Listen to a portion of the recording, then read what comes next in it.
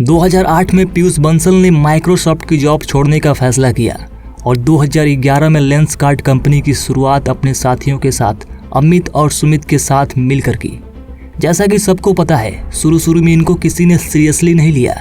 सबने सोचा कोई चश्मे बेचकर कितना कमा सकता है, पर आपको जानकर ये हैरानी होगी कि जीरो से शुरू हुई लेंसकार्ट कंपनी की कीमत आज $5 बिलियन से भी अधिक की है। पर सफलता तो सबको दिखती है, लेकिन यहाँ तक पहुँचने में पीयूष और उनकी टीम ने जो भयंकर कठिन परिश्रम किया है, हमें उनकी सराहना करनी होगी। पीयूष बंसल की जिंदगी लेंसकार्ट के को-फाउंडर और सीईओ से पहले कैसी थी, हमें यह भी जानना होगा, क्योंकि इतनी कम उम्र में इतनी बड़ी सफलता प्राप्त करना कोई छोटी बात नहीं है। तो इस वीडियो को आखिरी तक जरूर देखिएगा। हम पीयूष और उनकी जिंदगी से जुड़ी कुछ अच्छी बातें जानेंगे, जिससे हमें मोटिवेशन और ज्ञान मिलेगा अपने जीवन में कुछ बेहतर करने का। पीयूष का जन्म दिल्ली में हुआ था। इंटरमीडिएट तक की शिक्षा इन्होंने दिल्ली में ही प्राप्त की और इस दौरान किसी आईआईटी कॉलेज में इनका एडमिशन हो जाए, इसके लिए इन्होंने खूब मेहनत किया, पर अनफॉर्चुनेटली सफलता हाथ नहीं लगी। बहुत उदास हुए, पर इन्होंने कुछ नया सोचा और कहा आईआईटी मेरा फ्यूचर डिसाइड नहीं करेगा।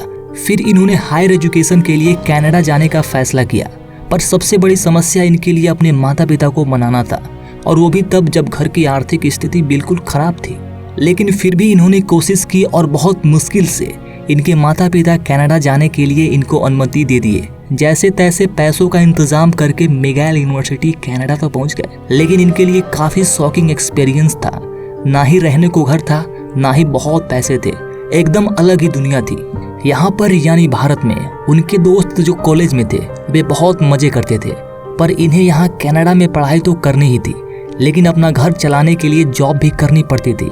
पीयूष कहते हैं, उस दौरान मुझे 18 से 20 घंटे काम करना पड़ता था, पर इसका फायदा यह हुआ कि मैं हार्ड वर्क करना सीख गया।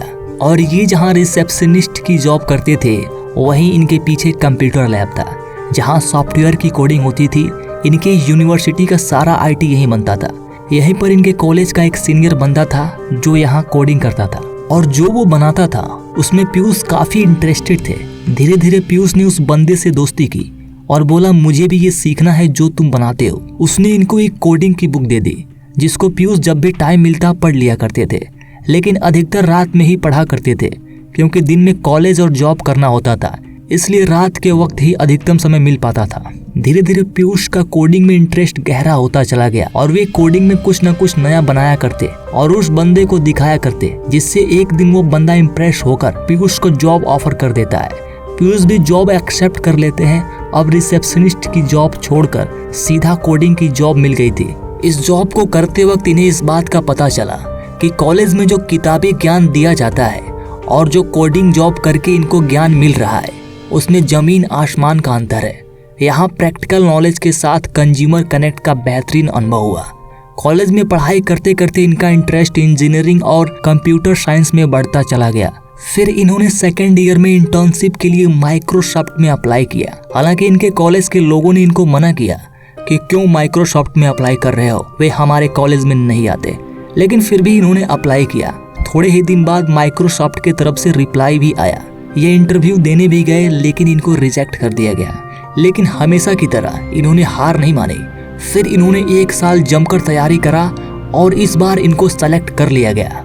माइक्रोसॉफ्ट में 3 महीने इंटर्नशिप के दौरान इनको यह एहसास हुआ कि माइक्रोसॉफ्ट एक ऐसी कंपनी है जिसका प्रोडक्ट हम सब यूज कर रहे हैं। यहाँ काम करने वाले लोग बहुत इंटेलिजेंट हैं और सबसे जरूरी, इनके काम से दुनिया बदल रही थी।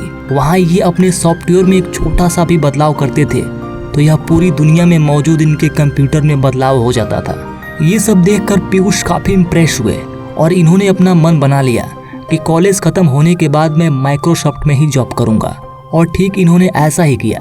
कॉलेज खत्म होने के बाद इन्होंने 1 साल तक माइक्रोसॉफ्ट में जॉब किया।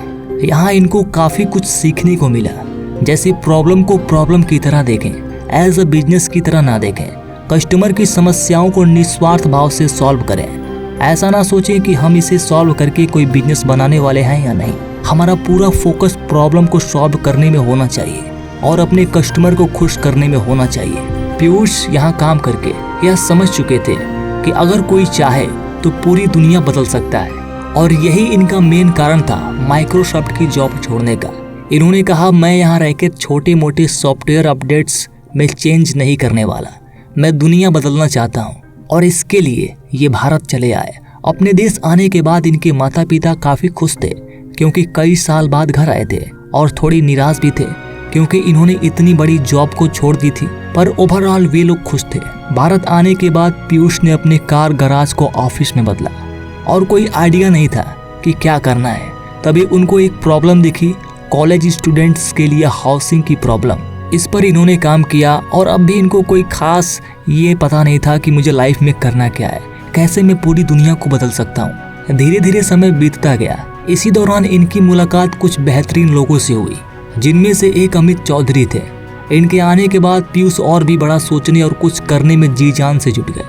अमित कोलकाता से दिल्ली आए थे, जो कि पीयूष के घर पे ही रहा करते थे और साथ मिलकर कुछ बड़ा करने की प्लानिंग किया करते थे।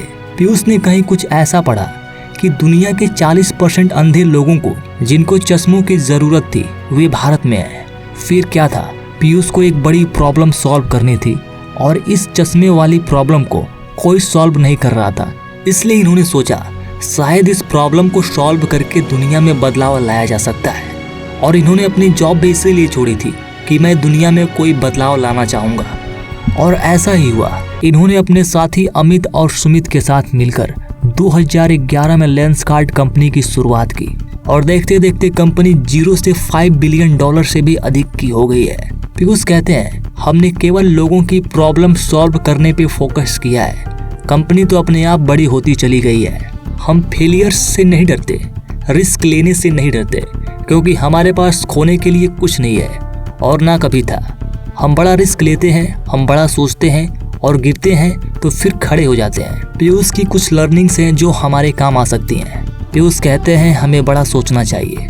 आप जिस टाइप की कंपनी बनाना चाहते हैं आपको वैसा बनना पड़ेगा। आप सब कुछ खुद नहीं कर सकते, मतलब आपको एक टीम बनानी होगी और जो जिस काम में एक्सपर्ट है उसको वो काम दे दीजिए। किसी ऐसे चीज़ में आपको इन्वेस्टमेंट नहीं करना है जो आज से 5 से 10 साल बाद दुनिया को एक बेटर प्लेस नहीं बनाती है।